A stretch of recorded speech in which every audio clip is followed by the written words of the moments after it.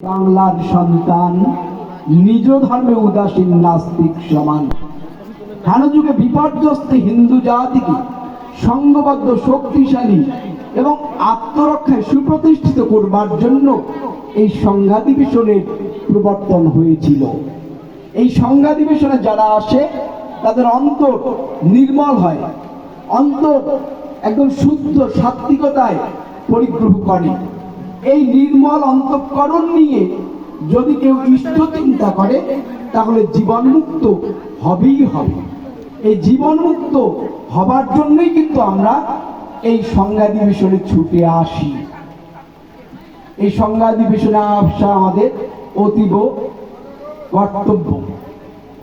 এই কাজটি আমরা যদি করতে পারি তাহলে আমাদের মধ্যে সেই ইষ্ট চিন্তা সুপ্রকট হবে। এই ইষ্ট চিন্তাই আমাদেরকে পারবে তার কাছে পৌঁছে দিতে। সে পৌঁছে দেওয়ার জন্য আমরা শাস্ত্রের নির্দেশগুলো মেনে চলব। কিন্তু আজ সমাজ একটু বিপদগ্রস্ত হচ্ছে। বিভিন্ন কথার প্রলোভনে, বিভিন্ন ব্যক্তির মন গড়া চিন্তা চেতনার প্রকাশের কারণে আজ সমাজ লাঞ্ছিত হচ্ছে।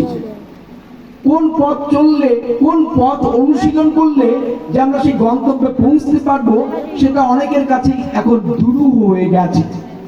যেমন আগামী করলে একাদশীর উপবাস করব নাকি তার পর দিন করব, এ নিয়ে একটা বিড়ম্বনা। আজ গোটা দিনে এত কল এসেছে আমার কাছে যে এটার জন্য মানুষ জানেই না, অথচ পঞ্জিকার পৃষ্ঠায় একদম সুন্দর করে একটা গোল চিহ্ন দিয়ে দেয়া আছে যে শনিবার হবে আমাদের একাদশীর উপবাস। এরা বলছে শনিবারে যারা উপবাস করবেন তাদের উপবাস নাকি দশমী সংযুক্ত হবে। এরা যেন একটা পাশ্চাত্য চেতনায় জাগ্রত। পাশ্চাত্যের লোকেরা যারা খ্রিস্টান ধর্মাবলম্বীর চর্চা করে, আমেরিকা, ইংল্যান্ড ইত্যাদি, তো ওনারা কি করেন, রাত্রি 12টা অতিক্রম হয়ে গেলে মনে করে এটা পরের দিন। আর আমরা যে বঙ্গদেশে বাস করি, এই বঙ্গদেশের সংখ্যাগরিষ্ঠ সম্প্রদায় হচ্ছে ইসলাম ধর্মের অনুসারী। তাদের ধর্মীয় চেতনা অনুযায়ী তারা দিনের শুরু মনে করে কখন, এই সন্ধ্যাবেলায় যখন আজানটা হয়ে যায় তারপর থেকে তাদের দিন শুরু হয়, নূতন দিনের আগমন ঘটে। কিন্তু আমরা যারা সনাতন ধর্মাবলম্বী, আমরা যারা আর্য, আমাদের বহু নাম রয়েছে, কোনো নামের প্রতি আমার বিরাগ নেই, অসহিষ্ণুতা নেই। প্রত্যেকটি নামই যথার্থ, কোনোটি গুণবাচক, কোনোটি স্থানবাচক, কোনোটি আমাদের ভাষার দৃষ্টিতে দেয়া নাম। প্রত্যেক নাম যথার্থ। আমাদেরকে অনেক নামে সম্মানিত করা হয়। বহু গুণে গুণান্বিত এই সনাতন ধর্ম ব্যবস্থা বহু নামেই সে প্রশংসিত হয়েছে। আমরা আর্য। কেন আর্য? আমরা উচিত কর্ম করি আর অনুচিত কর্ম থেকে নিজেকে দূরে রাখি। এই শিষ্টানাং ভাষা, রীতি সংস্কৃত। এই আর্যদের ভাষা হচ্ছে সংস্কৃত ভাষা, দেবভাষা সংস্কৃতম। এই দেবভাষায় যারা ধর্মাদিত অর্চনা করে, চর্চা করে, তাদের সকল দৈন্য কেটে যায়। তাই আমাদের একটি নাম হচ্ছে আমরা আর্য। আমাদের আরো নাম রয়েছে। আমাদেরকে বলা হচ্ছে কি যে আমরা হিন্দু। হীনতা নিচতাকে পরিত্যাগ করে আমরা কর্তব্য কর্ম করি, তাই আমরা হিন্দু। এই হিন্দু নামটি আমাদের কেন দেওয়া হয়েছিল? আমাদের ভারত উপমহাদেশে একটি বিশাল আকার পর্বত রয়েছে যার নাম হিন্দুকুশ পর্বত। এই হিন্দুকুশ পর্বতের পাদদেশে আমরা সনাতন ধর্মাবলম্বীরা, আর্যরা এই সংস্কৃত ভাষার চর্চা করে তারই মাধ্যমে আরাধ্যকে আহ্বান করি, প্রার্থনা করি। তাই আমাদের নাম হয়েছে হিন্দু।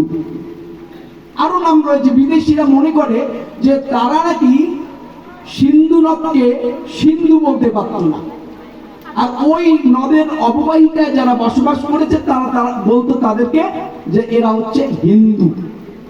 এভাবে আমাদের নাম তারা বলে তাদের দৃষ্টিতে যে আমরা হিন্দু, ওই কারণে হয়েছি। কিন্তু প্রকৃতপক্ষে আমরা কেন হিন্দু? এটা আমাদের একটা বিশেষণাত্মক নাম, গুণবাচক নাম। কারণ আমরা হীনতাকে, নিচুতাকে পরিত্যাগ করে কর্তব্য কর্ম করি, শাস্ত্রের নির্দেশিত কর্তব্য কর্ম করি জন্যই আমরা হিন্দু। আমাদের আরো নাম রয়েছে, আমাদেরকে বলা হচ্ছে আমরা সনাতন, এটাও গুণবাচক নাম। কেন? আমরা যে ধর্মের, আমরা যে আদর্শের চর্চা করি, এই ধর্ম ব্যবস্থায় এই আদর্শগুলো শাশ্বত, চিরন্তন, সদাকাল ছিল, আছে, থাকবে। তাই আমাদের ধর্ম ব্যবস্থাটাকেই সম্মানিত করা হয়েছে এই সনাতন নামের দ্বারা। এটা একটা প্রশংসাবাচক নাম। আবারও আমাদের নাম রয়েছে যে আমরা বৈদিক। বৈদিক কেন? আমরা যে সনাতন আদর্শগুলো চর্চা করছি, এই আদর্শগুলো কোথায় পেয়েছি? আমরা বেদে পেয়েছি। বেদ হচ্ছে হিন্দুদের আকর, হিন্দুদের প্রধান, হিন্দুদের কেন্দ্রীয় শাস্ত্র। আর্য ঋষিরা যখনই কোনো সংকটে পড়েছে, সেই সংকট থেকে উত্তীর্ণ হওয়ার জন্য তারা ধ্যানস্থ হয়েছেন। তারা ধ্যানে যে জ্ঞান লব্ধ করেছেন, সেই জ্ঞানই হচ্ছে আমাদের বৈদিক জ্ঞান। ওটাই আমাদের বেদে স্থান পেয়েছে। আর সেই আদর্শগুলো অনাদিকাল ধরে চলছে জন্যই এর বিভিন্ন নাম।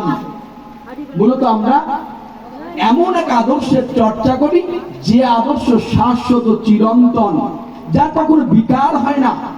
অথচ সেই সনাতন ধর্মাবলম্বীদেরকে আজ অনেক পণ্ডিতই বলছে যে এরা হীনতা, নিচুতাকে পরিত্যাগ করতে পারছে না।